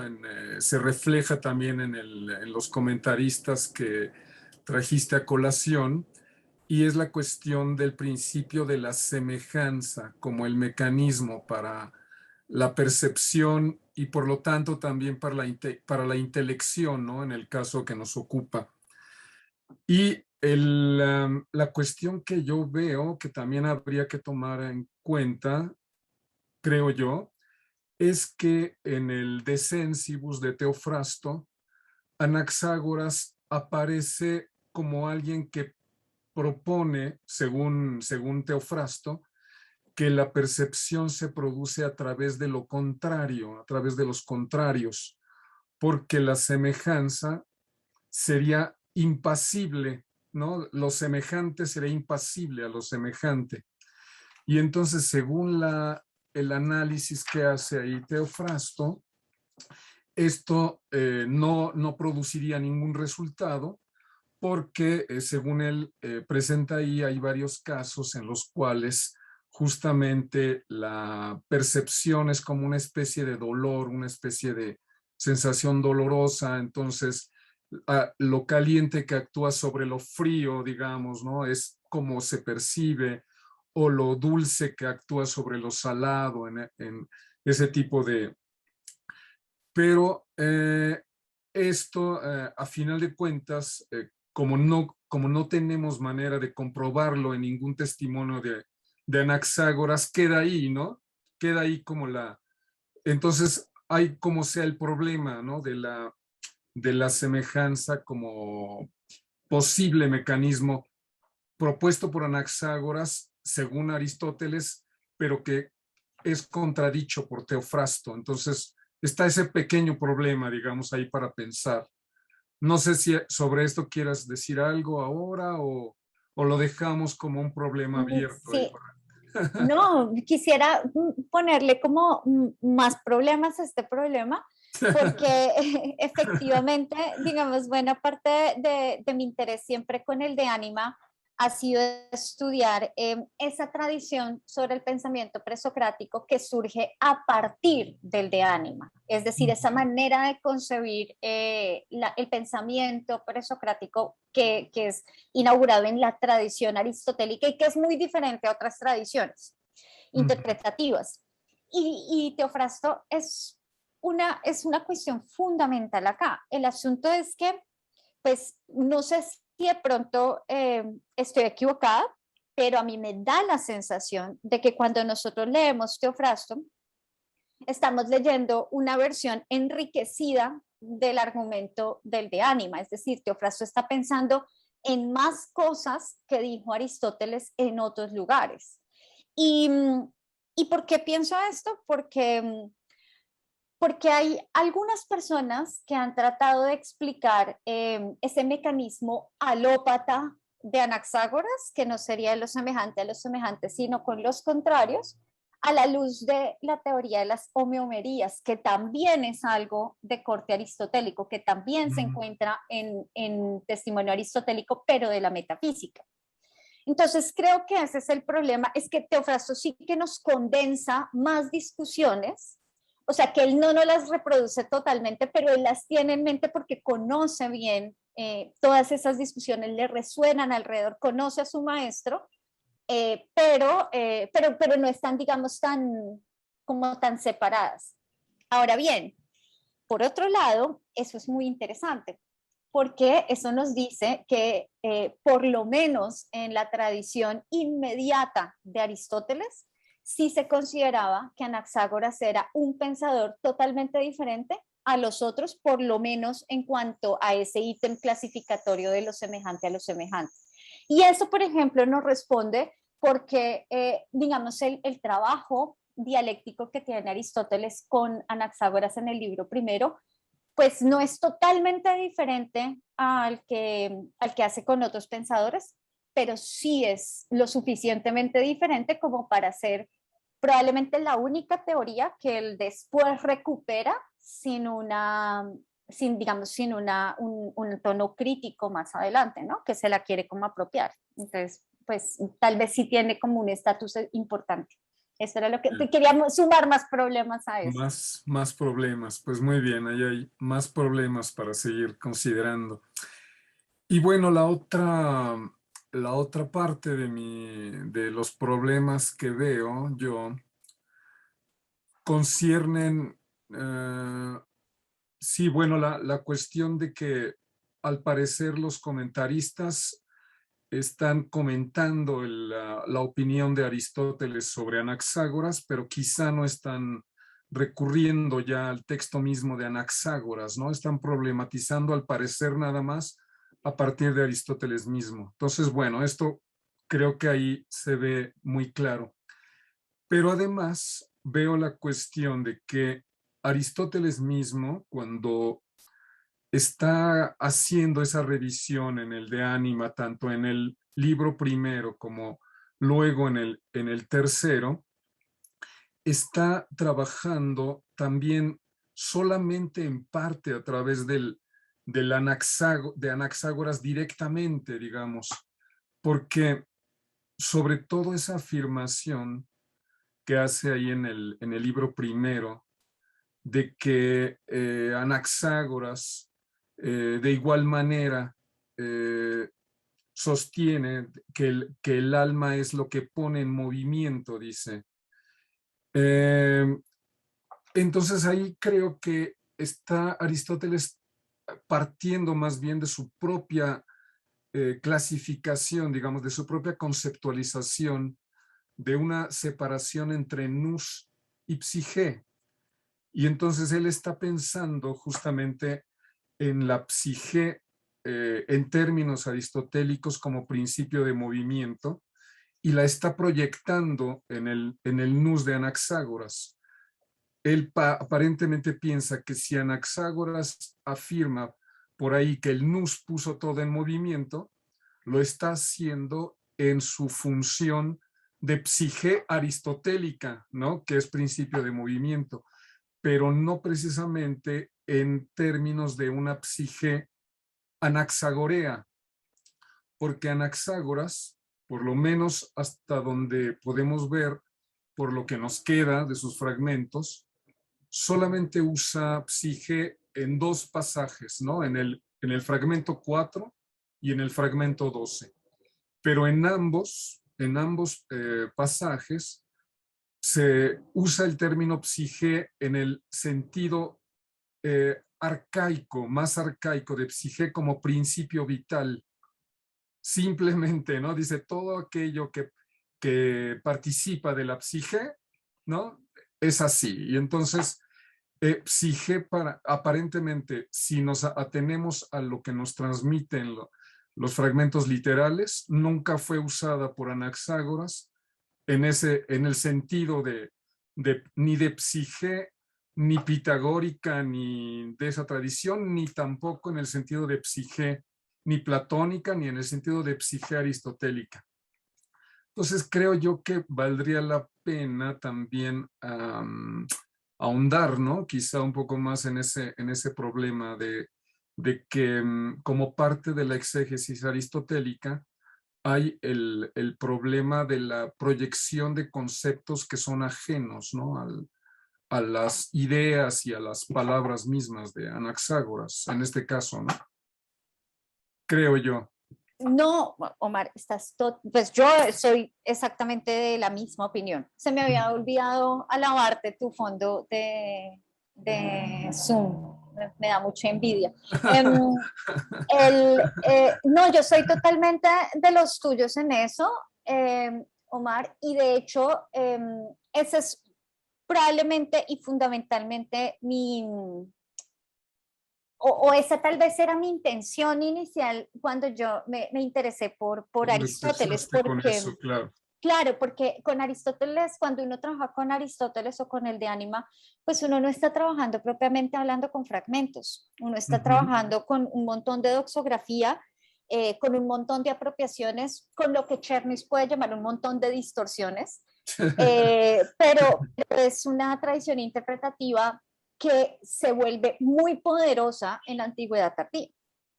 O sea, mal que bien, querámoslo o no, la manera como Aristóteles entiende a estos protopsicólogos es una manera que se va a volver muy importante durante la antigüedad tardía y que tal vez, por ejemplo, esto es algo que yo he tratado de defender sin mucho éxito, con respecto a Heráclito, y es que esta manera de entender, por ejemplo, el alma en Heráclito, crea en la antigüedad tardía una manera o una vertiente puramente física del alma heraclitia, que es diferente a esa religiosa o escatológica, y ambas tradiciones cogen caminos distintos.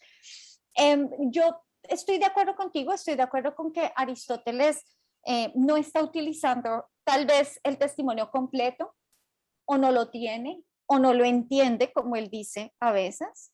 Él nos dice dos cosas que sí no las dice claramente. Una es que le parece que que Anaxágoras utiliza bajo el término nous, él quiere decir varias cosas que son distintas. Y entonces Aristóteles tiene la intención de exhumar, de desenterrar cuáles son esos sentidos ocultos que están detrás de ese término ambiguo, opaco. Pero por otro lado, y en eso estoy totalmente de acuerdo contigo, buena parte de lo que Aristóteles le presta a Anaxágoras viene por ese dispositivo que yo mostré de análisis de la doctrina anaxagoria a la luz de la doctrina democritia. Y de hecho yo me preguntaba mucho eso, porque Aristóteles termina haciéndole decir tantas cosas a tanta gente. Y yo dije, tiene que haber alguna razón, esto no puede ser como que él se sentó a escribir y dijo, bueno, pues esto debe ser así. No, hay de hecho un mecanismo, hay un mecanismo que es un mecanismo filosófico, ¿sí? Él no está citando, pues no está consultando, de hecho solamente en el primer libro de Ánima solamente realmente tenemos un fragmento que es Empedoclio, de resto no tenemos nada más, digamos literal. Entonces sí hay, digamos, un procedimiento distinto. Ahora, este comentarista, Pseudo Simplicio, que a veces yo le digo Simplicio el malo, a diferencia de Simplicio el bueno, el de la física, el que nos recuperó tantas cosas importantes. Simplicio el malo hace lo mismo.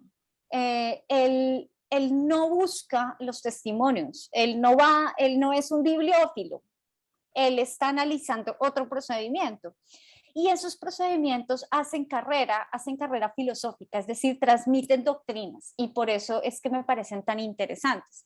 Pero naturalmente, Aristóteles acá está haciendo traducciones de términos, por ejemplo, atribuirle a Anaxágoras la palabra apates, ya de entrada a todos los editores eso les pareció escandalosísimo, ¿no? Eso es una traducción terminológica y más que la traducción o la distorsión, lo interesante es ver cuál es la razón que hay detrás de eso y eso es lo que me he tratado de proponer, pues no sé si explicar o confundir más, pero que me parece apasionante. Ya. No, pues muchas gracias por toda esta reflexión y bueno, pues quedamos ahí en espera de seguir, ¿no? De recibir ahí el fruto y comentarlo de nuevo contigo. Y bueno, de seguir colaborando, ¿no? En todo lo que se pueda. Claro, mil gracias, Omar. Ojalá Sí, te escuchen todos los dioses, porque sí. en el artículo de Heráclito me demoré casi 6 años. Entonces Bueno, esperemos que en este no me bueno, demore tanto tiempo sí. también. Mil Muy bien, gracias. muy bien. Pues así pasa, ¿no? Los frutos de las cosas que valen la pena son, ¿no? Son gestaciones largas, así que bueno. Muy bien, pues enhorabuena, ¿eh? Gracias por la presentación. Muy bien, gracias, Omar. Sí, ¿Alguien más? ¿Alguna pregunta? Todavía tenemos un poco de tiempo. ¿No? Bueno, si no hay nadie más, y si me permites hacerte una pregunta más, Carolina, o ya estás muy cansada. ¿No? Mira, mi pregunta es sobre la relación entre el nous de Aristóteles y el nous de Anaxágoras, ¿no? Eh, como tú dices en el libro 3, cuando Aristóteles se refiere al nous de Anaxágoras en el libro 3, él parece como que aceptar varias ideas de Anaxágoras respecto del nous. Y es un texto, el libro 3 del de Ánima, en donde él parece como que, como bien dijiste, ¿no? Como de asimilar a Anaxágoras para él mismo construir su propio concepto de nous, ¿no? Ahora, dos de los aspectos, si bien entiendo, o sea, no conozco los textos tan a fondo, pero si mal no recuerdo, dos propiedades o aspectos del nous anaxagóreo que Aristóteles recupera, ¿no? y hace suyas, son la propiedad de ser impasible y la propiedad de ser no mezclado, ¿no? Ahora, en Aristóteles, la razón por la cual él acepta esas dos propiedades como propias del nous tiene que ver con esta idea que explicaste muy bien en tu ponencia, que es la idea de que, según Aristóteles, dado que el nous puede pensar cualquier cosa, y entonces el nous es en potencia cualquier cosa, ¿verdad? O sea, porque el acto de pensamiento para Aristóteles, en el acto de pensamiento, o el acto de pensamiento consiste en la transmisión, ¿no? De la forma sin la materia. Entonces, claro, si el nous puede pensar cualquier cosa, puede recibir la forma de cualquier cosa, y eso implica que antes de pensar, el nous puede recibir cualquier forma y por lo tanto puede ser cualquier cosa. Ese es, si bien entiendo un poco el argumento. Ahora, para Aristóteles, el hecho de que el nous sea en potencia cualquier cosa, o pueda ser en potencia todas las cosas, bueno, todas y cada una de las cosas, eso implica que antes de pensar, el nous en acto no es nada. Porque si ya fuera algo en acto, entonces eso limitaría el número de cosas que puede pensar, ¿no? Para mí es un poco difícil aquí dar un ejemplo, pero vamos a suponer, o sea, si el nous fuera rojo, entonces ya, dado que ya tiene la forma de lo rojo, la forma inteligible de lo rojo, entonces no puede adquirirla. Pero claro, si no la puede adquirir, entonces no puede pensar en lo rojo. Supongo que va por ahí un poco su su argumento, ¿no? Entonces, dado que el nous es en potencia todas las cosas, no es en acto ninguna.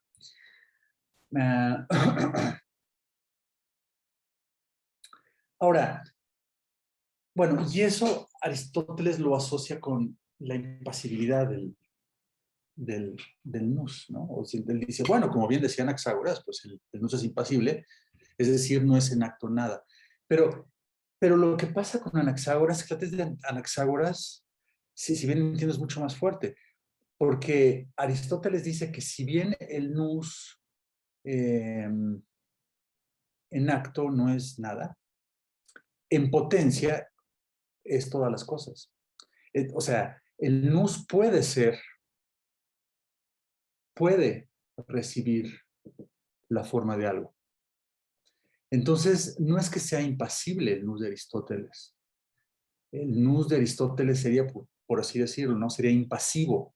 Es decir, antes de pensar, no tiene en acto ninguna forma, pero puede tenerla. En cambio, la impasibilidad del nous de Anaxágoras es más fuerte porque lo que parece plantear Anaxágoras es que el nous no puede recibir ninguna afección. O sea, no es que no tenga, de hecho, ninguna afección ahora en acto, sino que no puede, ¿no? Es una tesis de carácter modal, ¿no? O sea, no puede recibir una forma. Entonces, bueno, eso es como yo entiendo a Anaxágoras, pero ¿tú qué piensas? ¿Tú piensas que la tesis de la impasibilidad de Anaxágoras es más fuerte, como yo supongo que la tesis de la impasibilidad de Aristóteles? ¿O piensas que no, que son equivalentes y que para Anaxágoras también el nous es impasible en el sentido débil de que no es ahora nada, pero puede ser algo? Sí, esa es una pregunta que te quería hacer. Y la otra pregunta que te quería hacer es esta idea de lo no mezclado, ¿no? Amiguez, ¿no? ¿Qué significa no mezclado? O sea, tú en un momento dijiste que la idea de que el nous es no mezclado significa que el nous no es participado por nada. Pero ¿qué entiendes por no participado? Lo que quieres decir es que en el nous no hay una porción de nada. O sea, en el nous no está presente nada. O sea, no está presente ningún otro cuerpo o ninguna otra cosa, sino que es puro, dentro de la ontología de Anaxágoras, el nous sería el único ser que no contiene una porción de las demás cosas. Esa es la idea. Uy, Ricardo, yo te confieso que pues yo no sé. Y te confieso que sí. Este texto, el capítulo 3.4, 3.5 y 3.6 del de Ánima, pues son un verdadero dolor de cabeza. O sea, son supremamente complicados. Uno tiene la impresión de que a uno le está faltando algo en todo el texto. Y bueno, y por eso, digamos, para mí era muy importante ver de dónde venían esos términos, si era que tenían algún origen y si habían sido, digamos, trabajados de alguna manera. Lo que sí, digamos, a la luz de lo que tengo en este momento en mente con esta exploración, lo que sí puedo decir es que las tres características del nous son ser no mezclado, simple y puro. Amigué, haplos y catarón. Y apatés, el ser impasible, es lo que Aristóteles entiende por ser no mezclado. Para Aristóteles, amigué significa ser apatés. Ese no es un término anaxagórico. Yeah. Esa es la manera como yo entiendo que Aristóteles en todo ese procedimiento del libro primero del de Ánima, él efectúa esa traducción, él dice, bueno, lo que es ser no mezclado debe significar algo así como ser apatez. Y luego viene el comentarista y dice, sí, ser no mezclado significa lo mismo que ser apatez y significa lo mismo que ser no participado. Ya. ¿No? Ahora, la tesis de lo no mezclado, sí ya entendí. Sí. Pero entonces, el decir de algo que no está mezclado es una tesis fáctica, ¿no? Es decir, cuando digo que algo no está mezclado con otra cosa, lo que quiero decir es que, de hecho, en acto, no hay ninguna porción de otra cosa en esa primera. Pero no excluye que pueda haberla, ¿no? O sea, no es, el que algo no esté mezclado o esté mezclado es una tesis, o sea, no es una tesis modal, como lo sugeriría el término impasible, ¿no? Sí, estoy de acuerdo, pero también hay que tener en cuenta qué es lo que estamos entendiendo en este contexto por impasible. Y si tener un patos es también, por ejemplo, recibir la coloración, colorearse el ojo cuando ve el objeto sensible que tiene una determinada coloración, si eso es un patos, ¿no?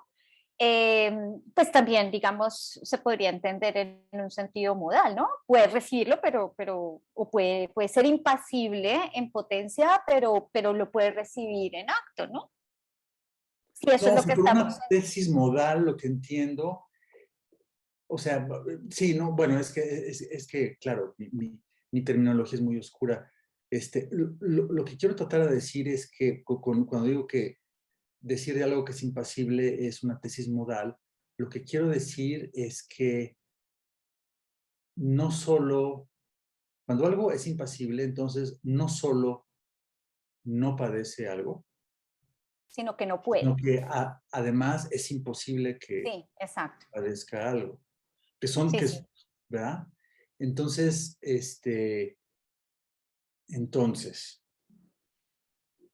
mi pregunta era, bueno, lo que yo trataba de decir es que en Aristóteles, el nous de Aristóteles, antes de pensar, el nous de Aristóteles no está padeciendo nada, pero no obstante puede padecer, ¿no? Entonces, ¿verdad? O sea, cuando Aristóteles dice que el nous es impasible, no está haciendo una tesis modal, o sea, no está afirmando una tesis modal, simplemente una tesis fáctica de que de hecho no está padeciendo nada, pero no está excluyendo que pueda padecerlo, ¿no? En Aristóteles. Sí. Pero Bueno, en Anaxágoras entonces también, porque si la idea de la impasibilidad en Anaxágoras se reduce a la tesis de que no está mezclado, entonces lo único que está diciendo Aristóteles, Anaxágoras, cuando dice que el nous es no mezclado, es que de hecho no está mezclado, pero no excluye que pueda mezclarse, ¿no? Bueno, en fin, no sé.